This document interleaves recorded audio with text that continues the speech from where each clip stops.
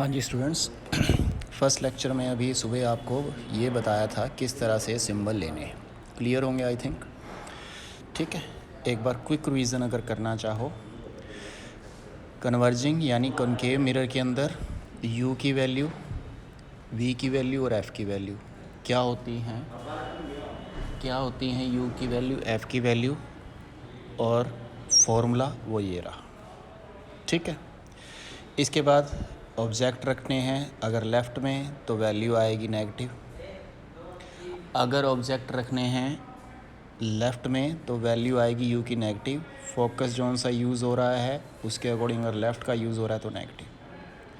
Image जहाँ बन रही हैं ये देखो, रेड वाले यहाँ जा रहे हैं, that means negative first 5 case में। 6 केस में राइट साइड में आ जाता है मिरर के, that means positive case. Same scenario यहाँ था कन्वेक्स यानी डाइवर्जिंग के अंदर। डाइवर्जिंग के अंदर ऑब्जेक्ट ब्लू वाले लेफ़्ट में ही रखने, दैट मीन्स नेगेटिव आएगा।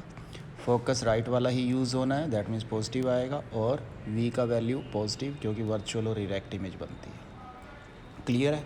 अब आपके पास ये फॉर्मूला है, ये मैग्नीफिकेशन है। मैग्नीफिकेशन क्या होती है कि कितना साइज़ में ऑब्जेक्ट बनेगा, छोटा बनेगा, बड़ा बनेगा या सेम साइज़ का बनेगा।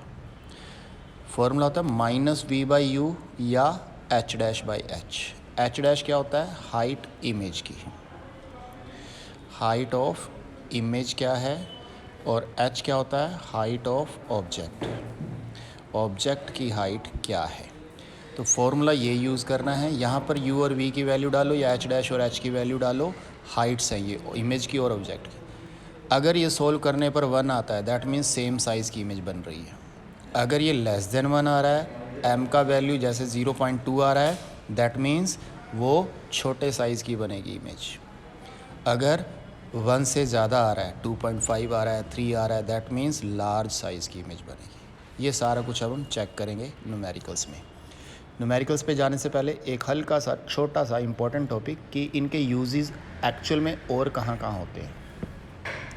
तो सबसे इम्पोर्टेंट बात आती है कि इनके यूज़ हम डेली लाइफ में कहाँ करते हैं। तो बच्चों, कॉनकेव मिरर यानी कन्वर्जिंग मिरर टॉर्च वगैरह के अंदर यूज़ होता है। जैसे आपने देखा होगा टॉर्च वगैरह के अंदर बल्ब होता है, वो बल्ब के साथ चमकदार ये सरफेस जो होता है ये कॉनकेव शेप का होता है, ताकि रेज़ जो निकलें इससे टकराकर दूर तक लाइट को पहुंचाएं। सेम चीज़ सर्च लाइट के अंदर या हेडलाइट कार वगैरह के अंदर भी आप देख सकते हो। कार वगैरह में बिल्कुल ईजिली देख सकते हो। घर के बाहर खड़ी हुई कार है, उसके अंदर देखो ये सरफेस रिफ्लेक्टेड है। बल्ब यहाँ लगा हुआ है, ये चमकेगा, जैसे ही ये लाइट इसके ऊपर मारेगा रिफ्लेक्शन यहाँ से निकलेगी, दूर तक जाएगी बीम लाइट की। कॉनकेव मिरर का और यूज़ हो सकता है शेविंग मिरर के अंदर। शेविंग मिरर के अंदर कैसे?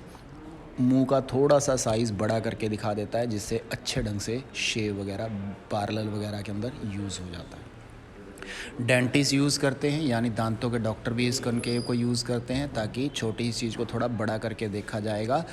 6 टाइप की इमेज बनाते हैं, कॉनकेव की 6 इमेज बनाते हैं, जिससे साइज़ बड़ा हो जाता है ऑब्जेक्ट का और दांतों में बीमारियां चेक कर सकते हैं। सोलर फर्नेस वगैरह क्या होती है? धूप जब आती है इस कनकेव टाइप मिरर के ऊपर तो एक ही पॉइंट पर उसको डाला जाता है, जिससे कि वो पॉइंट गर्म हो जाता है। ये सोलर फर्नेस का काम करता है। कन्वेक्स मिरर के यूजेस क्या हैं? यानी इस तरह के डाइवर्जिंग मिरर के यूज़। ये यूज़ किया जाता है सबसे importantly rear view mirror for the vehicles यानी कि जो truck, car, bike, Activa, car हैं, उनके जो साइड वाला मिरर होता है, देखा होगा आपने, उस मिरर के अंदर छोटी छोटी चीज़ें बहुत सारी आ चुकी होती हैं। ठीक है ना?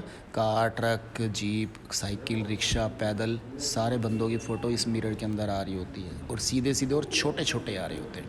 दैट मीन्स कन्वेक्स मिरर है, जिसमें छोटी छोटी चीज़ें सारी आ रही हैं। फिर आता है इसके अंदर ट्रैफिक असिस्टेंट वाला सिस्टम, कि ट्रैफिक कैसे असिस्टेंट किया जाएगा, कि किस तरह से आप देखते हो सड़क के किनारे एक गोल सा मिरर लगा होता है। उस गोल से मिरर के अंदर सड़क के ब्लाइंड मोड पर जब मुड़ते हैं तो यहाँ से सारा व्यू दिख जाता है इस सड़क का। करनाल के अंदर भी डीएवी वाले कॉर्नर पर भी लगा हुआ था, इजी डे वगैरह के अंदर भी लगा मिलेगा आपको। इस मिरर का यूज़ इस तरह से हम यूज़ करते हैं कन्वेक्स मिरर का, वाइडर व्यू के लिए, दूर तक की चीज़ों को आसानी से दिखाई दे जाता है। अब आता है बच्चों न्यूमेरिकल। वो कह रहा है कन्वेक्स मिरर यूज़ किया जाता है कारों के अंदर, ठीक है, जिसका रेडियस ऑफ कर्वेचर दिया हुआ है 3। रेडियस ऑफ कर्वेचर यानी आर दिया हुआ है 3। अब आप लोगों को ये पता होना चाहिए, ये जो सी है ये एफ़ है, यानी रेडियस यहाँ से कंपास लेकर इतनी खोली गई थी, यानी इसका जो आधा हो जाएगा वो हो जाएगा एफ़।